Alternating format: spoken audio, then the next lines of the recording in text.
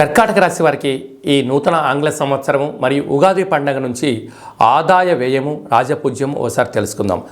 14 ఆదాయం వ్యయం 2 అంటే ఈ సంవత్సరంలో అత్యధికంగా ధనాన్ని సంపాదిస్తూ మిగులుబాటు కలుగుతూ స్థిర చరాస్తులను సొంతం చేసుకోబోయే వాళ్ళు ఎవరయ్యా అంటే మొట్టమొదటిగా టక్కున గుర్తొచ్చే రాసే కర్కాటక రాశి వారు.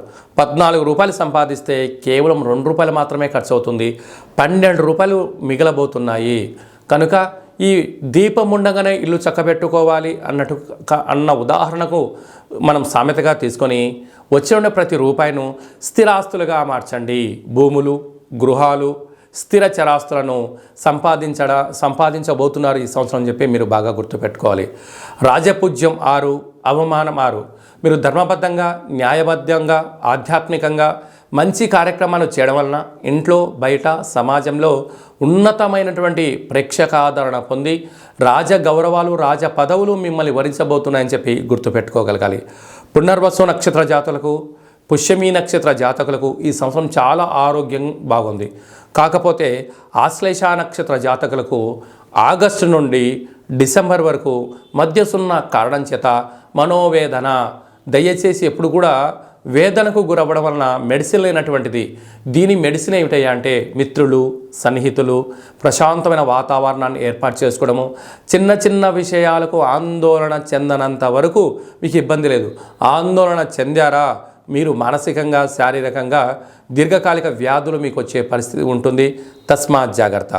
అదే కాకుండా వీరికి తృతీయ స్థానంలో కేతు సంచార స్థితి ఉండడం వలన తల్లిదండ్రులు, అన్నదమ్ములు ప్రేమానురాగాలుగా చూసినను ప్రతి విషయాన్ని మీరు మానవ సంబంధంగానే చూడండి, దయచేసి ఆర్థిక సంబంధంగా చూడవద్దు. ఎందుకనగా కర్కాటక రాశి జాతకులు ఎవరితోనైనా క్షణాల్లో స్నేహం చేయగలరు, స్నేహాన్ని ధనంగా మార్చగలరు. ఆ ధనం తిరిగి ఇవ్వకపోగా అనేక నిందలకు మీరు గురి చేస్తూ వాటికి గురయ్యే పరిస్థితి చాలా అధికంగా ఉంటుంది. కనుక తల్లిదండ్రులు సంపాదించిన స్థిరచరాస్తులు కానీ మీరు ఎన్నో రోజులుగా సంపాదించిన ఆస్తులను కాపాడుకొని మానవ ప్రయత్నం చేయండి. తొందరపాటు నిర్ణయాలకు ఇది సరైన సమయం కాదు. ఈ సంవత్సరాంతం వరకు కూడా అష్టమ స్థాన శని సంచార స్థితి ఉండడం వలన మీ జన్మ నక్షత్రం రోజున పూర్ణిమ, అమావాస్య, అష్టమి తిథుల యందున కొత్త పనులు చేపట్టకపోవడము, దూరవాయు జల ప్రయాణాలు చేయకపోవడము, డాక్యుమెంట్లు, రిజిస్ట్రేషన్లను, బ్యాంకు పాస్వర్డ్స్ నెంబర్లను ఎంతో భద్రపరచుకోగలగాలి. లేకపోతే అనేక రకాలుగా ఇబ్బందులు మిమ్మల్ని ముప్పేట దాడి చేసే పరిస్థితి చాలా అధికంగా ఉంది. వాహన ప్రమాదాలు పొంచి ఉన్నాయి. తస్మాత్ జాగ్రత్త. భాగ్యస్థానంలో రాహు సంచారం చేయడం వల్ల వృత్తులలో, ఉద్యోగాల్లో, వ్యాపారాల్లో ఉన్నతమైన స్థితికి రాబోతున్నారు.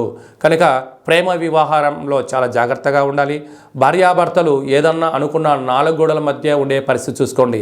తేడా వస్తే 4 గోడల మధ్య నుంచి పోయి 40 మంది దగ్గరికి చేరి నవ్వుల పాలయ్యే పరిస్థితి చాలా అధికంగా ఉంది. తస్మాత్ జాగ్రత్త. రాజ్యస్థానంలో దేవగురు బృహస్పతి సంచారము చేయడం వలన వృత్తులలో, ఉద్యోగాల్లో, వ్యాపారాల్లో ధర్మబద్ధంగా, న్యాయబద్ధంగా ఉండడం వల్ల ప్రమోషన్స్ రావడం, విదేశాలకు వెళ్ళడం, అనేకమైనటువంటి సేవారంగ కార్యక్రమాల్లో మీకు అరుదైన గౌరవం రాబోతుంది. అలాగనే 2024 ఏప్రిల్ 26 నుండి లాభస్థానంలోకి గురువు రావడం వలన అన్నింటా శుభం, యోగం, లాభం, స్థిర చరాస్తులకు మీ సొంతం కాబోతున్నాయి. అలాగా స్వయం వృత్తుల వాళ్ళు, సేవారంగాల వాళ్ళు, హోటల్ వ్యాపారాలు, బ్యాంక్ సెక్టార్లో ఉండబడినటువంటి వారు, అలాగనే వ్యవసాయ సోదరిమణులు, గృహ భవన నిర్మాణ కార్యక్రమాలు చేసే వారందరూ కూడా నిత్యము అప్రమత్తత అవసరమని చెప్పి గుర్తించాలి.